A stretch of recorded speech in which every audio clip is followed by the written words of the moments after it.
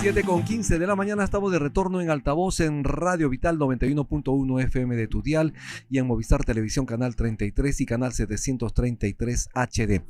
Como sabemos, el Congreso de la República aprobó en marzo la Ley 32.270, que incorpora el voto digital como mecanismo alternativo al sufragio por cédula. Se viene ya obviamente a las elecciones, y para hablar sobre este adelanto, la utilización tecnológica, estamos aquí con Eric Iriarte, especialista en innovación y en tecnología. ¿Cómo estás, Eric? Bienvenido a Altavoz en Vital. ¿Cómo estás? ¿Qué tal? Gracias, un gusto compartir con ustedes. ¿Cuáles son los retos de justamente que esta votaciones, el inicio de las votaciones en el país sea de manera digital? Como ya lo he dicho, la ley, hay una norma que incorpora el voto digital inicialmente.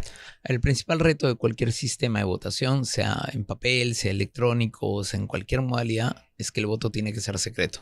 Eso es lo primero, establecido por la Declaración Universal de Derechos Humanos y por la Constitución. Segundo, que tiene que ser libre, es decir, nadie puede obligarte a votar en determinada forma o ponerte en un mecanismo de control. Y lo tercero es que el voto tiene que ser auditable. Y la auditoría, si quieres ponerlo así, es que el escrutinio es un escrutinio público. Entonces, cuando tú tienes un sistema en papel que tú vas y puedes votar en papel, lo primero es que la urna está vacía. Tú puedes ver que la urna está vacía, claro. Hacen una revisión, de hecho hay algunas urnas transparentes. Lo segundo es que ves que el papel que te dan está vacío, no está previamente marcado. Lo tercero es que cuando tú te vas a esta sala especial o lugar donde vas a votar, la zona de sufragio, nadie te está presionando, ni nadie te está monitoreando, ni viendo. Lo cuarto es que tú entregas tu voto y te vas. Ha habido una identificación de que tú votaste, pero no cómo votaste. Exacto. Y luego al final tienes a los miembros de la mesa, a los personeros y a cualquier persona viendo cómo se hace el escrutinio público. Cuando esto tú lo llevas a un sistema digital, lo que tú tienes es un sistema confeccionado por alguien, en el mejor de los casos auditado por algunas personas, en el caso de Perú para el voto digital solo por los partidos políticos y por una auditoría técnica que solamente va a ver lo que les daría la OMPE, pero el escrutinio no es público. El escrutinio lo hace la máquina automáticamente, claro. No vota un recibo o algo similar, transmite la información a la OMPE y lo que pide OMPE es que tengamos una suerte de fe ciega en que ellos no van a hacer nada. ¿Y esto se aplicaría a militares, policías, personal de salud, bomberos, servidores públicos de algunas entidades y peruanos en el extranjero? Lo cual ¿Cuántos suma votos? Más o menos 2 millones de votos. Es decir, estamos hablando en el mejor de los casos 7 u 8% de la votación. Eso es determinante para una votación importante, claro, ¿no? Se ha definido con 40.000 votos en las últimas 50 veces más de lo que fueron las últimas elecciones. 7 u 8% de la votación no es un plan piloto. Tercero, no tienen los mecanismos auditados. Cuarto, tienen cuestionamientos. Ayer el presidente del Jurado Nacional de Elecciones dijo algo muy cierto. Ningún sistema electrónico puede determinar que el voto sea secreto al 100%. ¿Y por qué? Porque necesita identificarte para poder votar. Lo mismo que haces en el papel. Por supuesto. Pero como necesitan vincular con el instrumento electrónico, al final pudiera revertirse y saberse cómo votó alguien en concreto. Y esto es uno de los problemas mayores, con lo cual el voto no pudiera ser determinado como secreto. Puede ser difícil de descubrir. Le puedo poner criptografía, le puedo poner elementos de control, pero no es imposible, ¿no? Solamente para los hackers, sino con tiempo para cualquier persona. Sí. Y eso, imagínate que puedas saber cómo votan los militares o cómo votan un determinado grupo de militares. Entonces ya sé que las cabezas o los mandos intermedios, los mandos menores votan de determinada manera. O que pudiera yo incidir en los procesos de transmisión de datos como ocurrió en Bolivia. En Bolivia lo que hicieron fue cambiar el lugar a donde estaban transmitiendo los datos y por eso fue cuestionada la votación. O cambiar el sistema de votación de modo tal que cada 10 votos de uno le den un voto a alguien más. Esto es lo que ocurrió en Venezuela. Para eso lo que se tienen que hacer, de acuerdo a los estándares internacionales, si alguien quiere desplegar esto, son sistemas de auditoría abierta. Es decir, cualquier ciudadano debería poder ver el código y de esta manera poder establecer si hay algunas fallas o no. ¿Tiene de alguna manera alguna colisión constitucional? ¿Un tipo de votación así? Sí, sin duda. Al no ser secreto el voto, afecta el hecho de que el voto mandatoriamente por la Constitución sea secreto y libre. Claro. Y al no haber un escrutinio público, afecta está, el artículo 185 de la Constitución, que el escrutinio tiene que ser público y permanente, con lo cual acá lo único que estás haciendo es trasladando 7 u 8% del proceso electoral a una máquina. Y en el mejor de los casos, una máquina que digamos que no tiene afectaciones internas. Es decir, que nadie haya alterado el código, que no tenga ninguna... Pero eso no quita que tenga afectaciones externas. Y eso es lo que ya se había mencionado durante el debate de esta ley.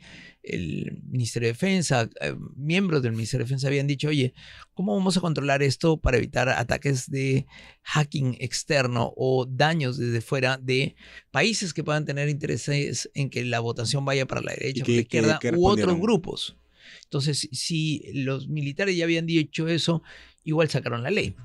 Pero no se ha promulgado todavía. De hecho, la ley fue promulgada en marzo. La ley ya está promulgada, pero lo que decía además era que iba a ser, se iba a avanzar de una manera sistemática y en pilotos.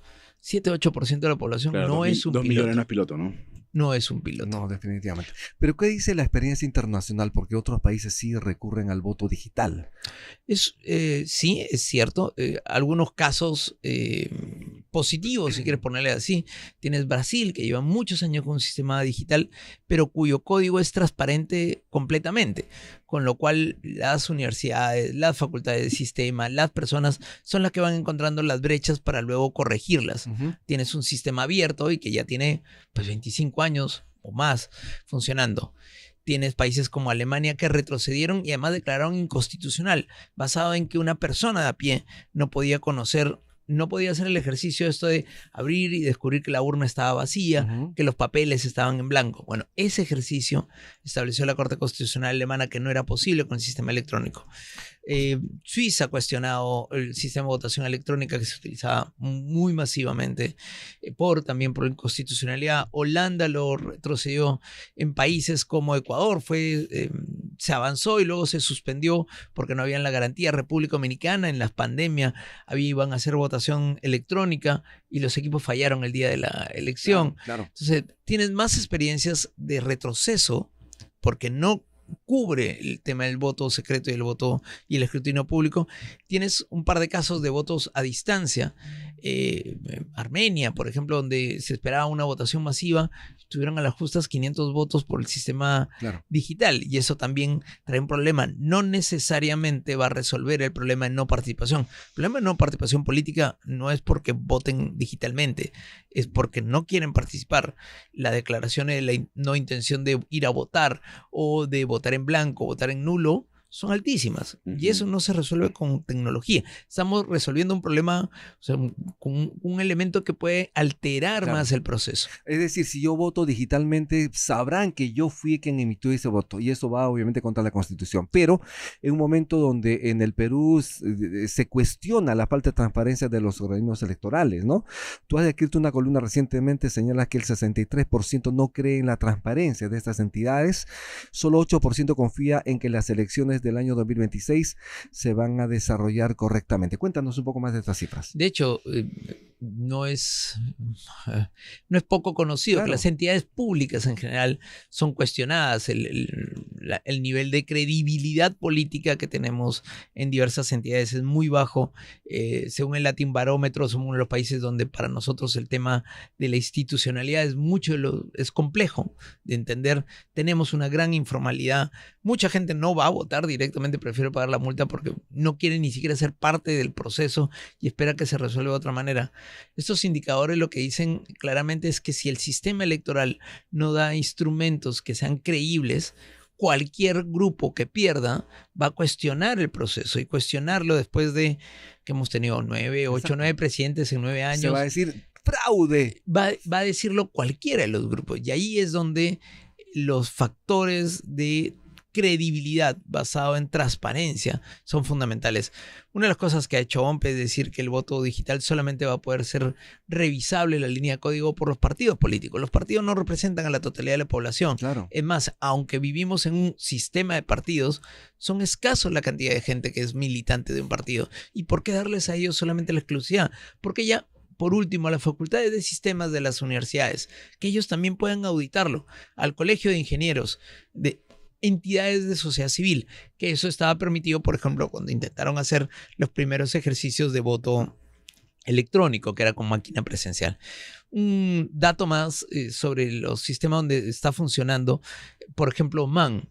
Claro, en Oman el sultán que vive, el encargado, el emir, en realidad él escoge quienes votan, digamos, no hay un sistema de partidos, les permite a algunos, no hay democracia. Digamos que ya los resultados ya están, le permiten porque no están, y no hay una democracia, y ese es uno de los elementos fundamentales.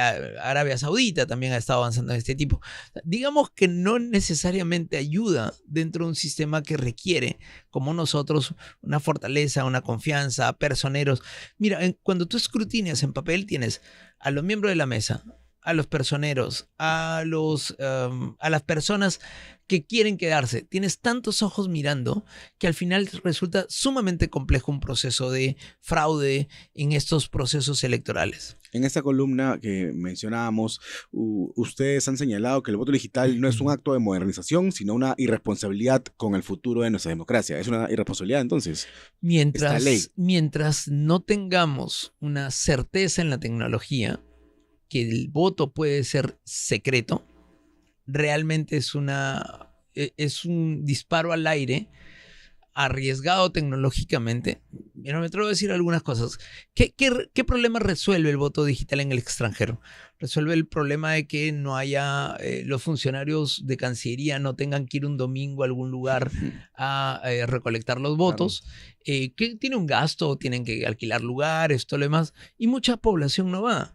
Cuando uno mira los datos de cuánta población va a votar efectivamente en el extranjero, la gente trabaja en el extranjero. Si se ha ido para otros lugares, no es por gusto, es porque en realidad tienen unas necesidades económicas y quieren seguir progresando. Eso no necesariamente hace que el voto sea. La mayoría de los países a donde se van nuestros pobladores que se van del país son lugares donde la votación es libre y es voluntaria. No tienen la obligación de ir a votar. La gente, en el mejor de los casos, si tiene trámites que hacer, va y vota o paga la multa si es que no ha ido a votar. Luego tienes policías y militares, que es obligatorio. Ok, y entonces si es obligatorio, ya no es voluntario. Si ese es uno de los primeros elementos, ya no es libre, ¿no? Y ya no es uno de los primeros elementos de cuestionamiento. ¿Qué es lo que va a hacer? Lugares donde se van a tener a los militares votando, claro, y esto con una posibilidad de que una estructura jerárquica, es una estructura jerarquizada, pueda conocer el fondo. Son más preguntas que respuestas. Eric, vamos a conversar sobre el tema luego de la pausa. Okay. ¿Te parece? Estamos con Eric Iriarte, especialista en innovación y tecnología. Haremos la pausa, regresamos en Altavoz en breve.